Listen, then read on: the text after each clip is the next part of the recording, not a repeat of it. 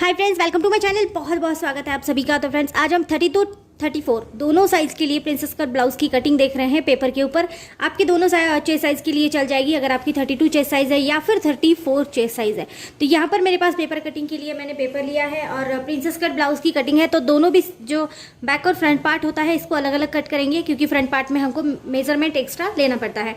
तो सबसे पहले बैक साइड को हम कट करेंगे, देन उसके बाद हम फ्रंट साइड के लिए कटिंग करेंगे। तो यहाँ पर आपको एक ही पेपर ले लेना है। इस तरह से एक पेपर ले लेंगे और आपके ब्लाउज की जितनी भी हाइट है आपको उसमें 1 इंच एक्स्ट्रा मिलाकर यहाँ पर मेजरमेंट ले लेना है। तो आपके ब्लाउज की जितनी भी हाइट है, सपोज अगर 14 इंच है तो 15 लेनी है, 15 है तो 16 लेनी है। ठीक है, तो मेरे ब्लाउज की जो हाइट है वो 16 इंच है, तो यहाँ पर मैं 15 इंच है तो एक्स्ट्रा मिलाकर 16 ले रही हूँ। ठीक है, पूरा 16 इंच के ऊपर मार्क कर रही हूँ। ये बनकर 15 इंच के ऊपर हो जाएगी। अब यहाँ पर आप 32 34 साइज के लिए, मतलब कि छोटी साइज स्मॉल साइज में है, तो यहाँ पर आप गले की चौड़ाई को 2.25 इंच रखेंगे। 2 इंच और 2 लाइन एक्स्ट्रा। ठीक है, 2.5 इंच तक आप इसको रख सकते हैं। अगर आप थोड़ा सा डीप नेक चाहते हैं तो आप 2.5 इंच तक इसको बढ़ा सकते हैं। अब शोल्डर पट्टी की बात करेंगे तो इसको 2.25 इंच के लिए रखेंगे, पूरे 3 इंच के लिए भी रख सकते हैं। अब यहाँ पर आपको जो आर्म होल है वो 5.5 से लेके 6 इंच का रख सकते हैं। तो मैं यहाँ पर 6 इंच का आर्म होल रखती हूँ, थोड़ा सा कंफर्टेबल हो जाता है। तो यहाँ पर आर्म होल का इस तरह से निशान लगाने के बाद आपको आर्म होल का जैसा भी हम निशान लगाते हैं ऐसा ही यहाँ पर लगा देंगे। अब यहाँ पर आपको 32 का 4th भाग लेना है, चौथा हिस्सा। ठीक है, तो यहाँ पर 8 इंच का मार्जिन ले लेंगे। देखो 32 का 4th भाग ले रही हूँ मैं, तो यहाँ पर 8 इंच आ रहा है। ठीक है, और इसमें आप अगर आप 34 साइज के लिए भी सेम ब्लाउज कटिंग को यूज करना चाहते हैं तो यहाँ पर आप एक्स्ट्रा मार्जिन लेंगे 2 इंच का। ठीक है, तो 2 इंच के लिए एक्स्ट्रा मार्जिन रख रही हूँ मैं। ये 10 इंच के ऊपर मैंने यहाँ पर मार्क ले लिया है। अब आपको जहाँ पर आपने हाइट को पूरा नापा है वहाँ पर कमर का हिस्सा है, वहाँ पर आपको कमर का चौथा भाग प्लस 2 इंच लेना है।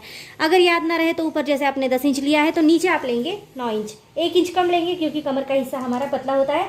तो यहाँ पर मैंने 9 इंच का मार्जिन इस तरह से ले लिया है। अब यहाँ पर हमको इस तरह से इसको पहले जोड़ लेना है। ठीक है, यहाँ पर तिरछा जुड़ेगा, इस तरह से आप मार्किंग कर लेंगे। अब आपको यहाँ पर आर्म होल का निशान लगाना है, तो मैं यहाँ पर 1 इंच के लिए आर्म होल अंदर ले रही हूँ, 1 इंच का मार्जिन ले रही हूँ। और यहाँ पर आप पेपर इस तरह से घुमा देंगे और आप यहाँ लगा देंगे आर्म होल का निशान। ठीक है, गोलाई लगानी है आपको, हाथ को बहुत ज़्यादा बार नहीं लग पाती है, तो इस तरह से आप लगा देंगे इसको आर्म होल का निशान। अब आपको यहाँ पर नेक साइड में थोड़ा सा डाउन देना है, तो यहाँ पर मैं 1/2 इंच को थोड़ा सा कम लेकर डाउन दे रही हूँ। ये पूरा 1/2 इंच भी आप यहाँ पर डाउन दे सकते हैं और इसको इस तरह से आप जोड़ देंगे। ये बहुत ज़्यादा ज़रूरी है, अगर आपको कंधे से ब्लाउज निकलता है उतरता है तो ये बहुत ज़्यादा ज़रूरी प्रोसीजर है। अब इतना होने के बाद आप इसकी कटिंग कर लेंगे। जैसे भी आपने इसकी मार्किंग की है ऐसे ही एज इट इज़ आपको इसकी कटिंग करनी है। तो देखो फ्रेंड्स, इस तरह से हमने ये वाला पार्ट कट कर लिया है। अब आपको दूसरा वाला पेपर लेना है, इसके ऊपर हम फ्रंट साइड के लिए कटिंग कर रहे हैं। तो ये वाला पार्ट हम इसके ऊपर इस तरह से रख देंगे। ठीक है, आप चाहे तो आप वापस से एक बार मेजरमेंट ले सकते हैं, लेकिन ये थोड़ा सा आसान तरीका होता है जिससे कि हम मेजरमेंट आराम से यहाँ पर ले सकते हैं और गलती यहाँ पर नहीं होती है। ठीक है, तो यहाँ पर आप इस तरह से थोड़ा थोड़ा सा इसकी आउटलाइन दे देंगे और इसको यहाँ पर पूरा कर लेंगे। ये बार बार मेजरमेंट लेने से अच्छा होता है। बाद में मैं इसको स्केल से सीधा कर दूंगी, मैं जो भी लाइन ड्रॉ कर रही हूँ। ठीक है, तो यहाँ पर इस तरह से मैंने लाइन ड्रॉ कर ली है और यहाँ पर भी ये जो डाउन हिस्सा है इसको मैं इस तरह से ड्रॉ कर देती हूँ। ये देखिए इस तरह से कुछ हो गया। अब आप इस तरह से स्केल की मदद से इसको थोड़ा सा डार्क कर देंगे।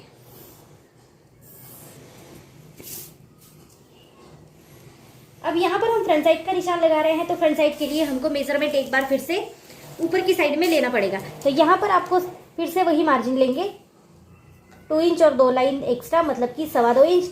और यहाँ पर हमने लिया था 3.25 इंच के लिए, तो यहाँ पर भी मैं 3.25 इंच के ऊपर निशान लगा देती हूँ। 6 इंच का हमने आर्म होल लिया था, तो 6 इंच का ही आर्म होल यहाँ पर भी हमको मेजरमेंट लेना है। आर्म होल को वापस लेना इसलिए होता है क्योंकि अभी हमको जो फ्रंट साइड का हमारा हिस्सा है उसका आर्म होल को ड्रॉ करना बाकी है। अब यहाँ पर इस तरह से आप ज्वाइन कर लेंगे। अब यहाँ पर हमने बैक साइड का आर्म होल लिया हुआ है, अब लेंगे फ्रंट साइड के लिए। तो यहाँ मैं 1/2 इंच के लिए एक मार्क कर देती हूँ और ये हमारा फ्रंट साइड का आर्म होल यहाँ पर बनेगा। अब हाफ साइड के लिए मार्किंग करनी है। ये देखिए इस तरह से हमने मार्क कर लिया। अब फ्रेंड्स, यहाँ पर आपको आपका आगे का गला, आपको जो भी परफेक्ट आता हो ब्लाउज, उसका आपको आगे का गला यहाँ पर लेना है। तो मेरे यहाँ पर आगे का गला जो है वो 6 इंच का है, तो मैं यहाँ पर 6 इंच के लिए मार्क कर रही हूँ। आपको जो भी ब्लाउज परफेक्ट आता हो उसका आप आगे का गला यहाँ पर मेजरमेंट ले लेंगे। मैंने यहाँ पर 6 इंच के लिए मार्क किया और एक बार फिर से मैंने इस तरह से घुमाकर इसको 2.25 इंच के ऊपर मार्क कर लिया। जैसे हमने ऊपर करा था सेम वही तरीका रहेगा।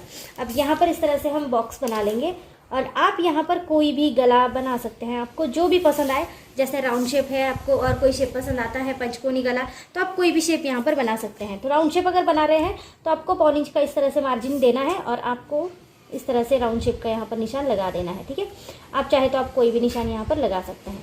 अब यहाँ पर निशान लगाने के बाद आपको सबसे इम्पॉर्टेंट टक्स लगाना है, जो प्रिंसेस कट ब्लाउज में बहुत ज़्यादा ज़रूरी होता है। अब आप चाहे तो आप ये वाला हिस्सा है ना, ये हमने जो ये 3.25 इंच का लिया था, इसका या तो फिर आप सेंटर ले सकते हैं या फिर यहाँ से आपको इस तरह से मेजरमेंट लेनी है 3 इंच के ऊपर, 3 इंच के ऊपर, 3 इंच के ऊपर इस तरह से मार्क कर देंगे। यही मार्क आपको 3.5 इंच के ऊपर की साइड में करना है, 3.5 इंच। ठीक है, अब यहाँ पर हमने 3.5 इंच का निशान इस तरह से लगा लिया और इसको यहाँ पर इस तरह से सीधा कर देंगे। ठीक है, ये जो मार्जिन है ये 3.5 इंच का है और ये जो मार्जिन है ये 3 इंच का है। ठीक है, इस तरह से। अब आपको यहाँ पर टक्स लगाना है, ये बहुत ज़्यादा इंपॉर्टेंट है। तो टक्स जो लगेगा वो हमारा टक्स होगा यहाँ पर 1.25 इंच का। ठीक है, आप चाहे तो ये 1.5 इंच तक बढ़ा सकते हैं, कोई प्रॉब्लम नहीं होती है, बिल्कुल परफेक्ट आपको ब्लाउज आएगा। तो इसको आप 1.5 इंच तक भी ले सकते हैं, 1.25 इंच तक भी ले सकते हैं। मैंने यहाँ पर 1.5 इंच का रखा है तो 1.5 इंच के ऊपर इस तरह से मैंने मार्क कर लिया है। और जो हमारी आर्म होल की साइड है वहाँ पर भी मैं 1/2 इंच के लिए मार्क कर रही हूँ। और ये जो डॉट था यहाँ तक हमने लिया था, तो ये डॉट हमको इस तरह से यहाँ पर जोड़ना है। ये देखिए, इस तरह से कटोरी का जो पार्ट होता है वो इस तरह से आपको यहाँ पर जोड़ देना है। अब आपको ये वाला जो हमारा डॉट था इसको इस तरह से आपको इसके साथ जोड़ना है। ठीक है, और इसके बाद ये कटोरी यहाँ से इस तरह से जुड़ जाएगी। तो इस तरह से आपको लेना है। और ये जो मार्जिन है ये हमने लिया है 1.5 इंच के लिए। ठीक है, अब ये जो हमने 1.5 इंच यहाँ पर, इस 1.5 इंच के मार्जिन को हम यहाँ पर बढ़ाने वाले हैं।